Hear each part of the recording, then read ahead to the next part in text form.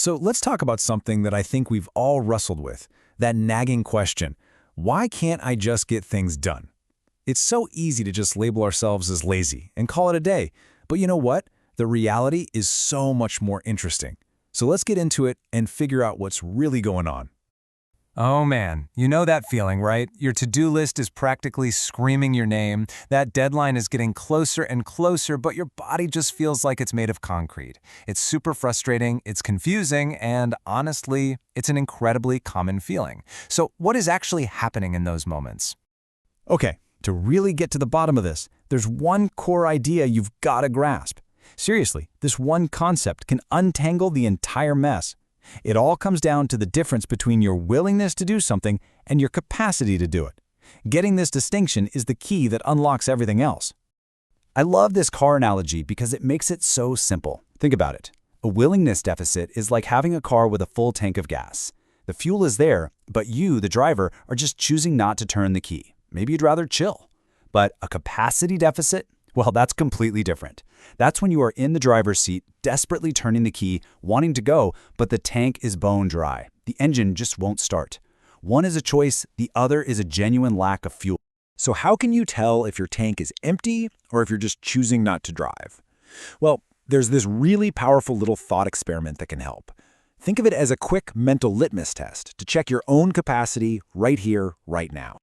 All right, play along with me for a second. Really picture it. You're on the couch, avoiding that pile of laundry or that big work project, and poof, someone walks in with a briefcase full of $1 million.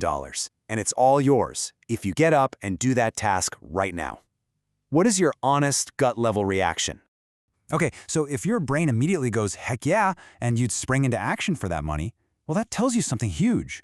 It means the energy, the capacity, was in the tank all along. The motivation just wasn't strong enough. But what if your first thought is just this wave of exhaustion? What if you think $1 million, wow, but I still don't think I could? That points to a genuine capacity deficit. When depression is in the driver's seat, even a massive reward can't jumpstart an engine that has no fuel. That $1 million question is a great shortcut, but the real, day-to-day clues, well, they're all found by looking inward. Your internal experience, what you're thinking, what you're feeling, and the sensations in your body, it's like your own personal weather report that tells you exactly what kind of storm you're in.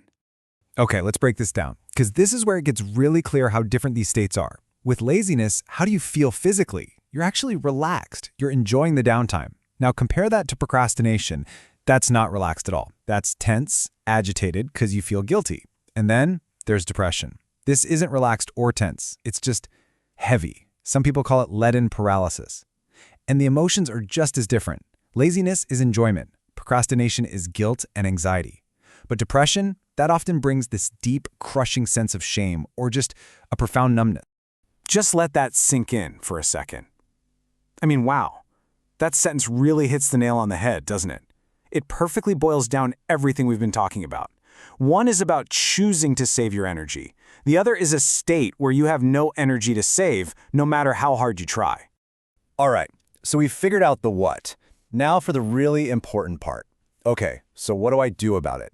And this is absolutely critical, because using the wrong tool for the job doesn't just not work. It can actually make things a whole lot worse. So if you've done some thinking and you've realized, okay, this is a willingness issue, then your game plan is all about building motivation and structure. This is the one time when tough love or that just do it mentality can actually work. You can change your scenery to get rid of distractions, like actually going to the library to work, breaking a huge task into tiny little steps, or getting a friend to check in on you. These are the tools that build the incentive you are missing. But if procrastination is your problem, tough love is just going to backfire. Why? Because you're not fighting a lack of motivation. You're fighting fear and anxiety. So the goal here is to manage those feelings. You make the task feel smaller, way less scary. The 5-minute rule is amazing for this. Just promise yourself you'll work on it for only 5 minutes. You'd be surprised how often that's enough to break the spell and show your brain, hey, this isn't so bad after all. And this right here, this is the most important distinction of all. If you are dealing with a capacity deficit, if your tank is empty, forcing it will only reinforce those feelings of failure and make you feel worse.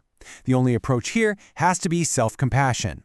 The goal is to gently build energy, not spend energy you don't have. And listen, this is a clear sign that reaching out for professional support is the bravest and most effective step you can possibly take. All right, we have covered a ton of ground here. So as we start to wrap up, let's lock in the 3 biggest ideas you should take away from all of this. First thing, stop judging yourself and start assessing the situation. Lazy is a moral label we use to beat ourselves up, but saying, my capacity is low right now, that's just a functional observation. It's data. That simple switch in language moves you away from self-criticism and towards problem solving. It's a game changer. Second, always remember to match the tool to the job. Trying to use brute force discipline to fix a biological energy problem is like yelling at your car because it's out of gas. It makes no sense. Knowing what you're really dealing with is what allows you to use the right strategy so you can actually start making progress.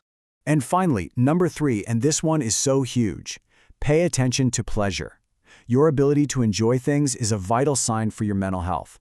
When even the stuff you normally love starts to feel like a monumental effort with zero reward, that is your brain's check engine light flashing. It's a clear signal to slow down, be gentle with yourself, and maybe seek some support. So I'll leave you with this thought. The next time you find yourself stuck, unable to get going, I want you to try asking a different question. Instead of asking that old, tired question, am I lazy? Try gently asking yourself, what's blocking my capacity today? Changing the question from one of judgment to one of curiosity, well, that opens the door to understanding, compassion, and finally finding the right path forward. Thanks for listening.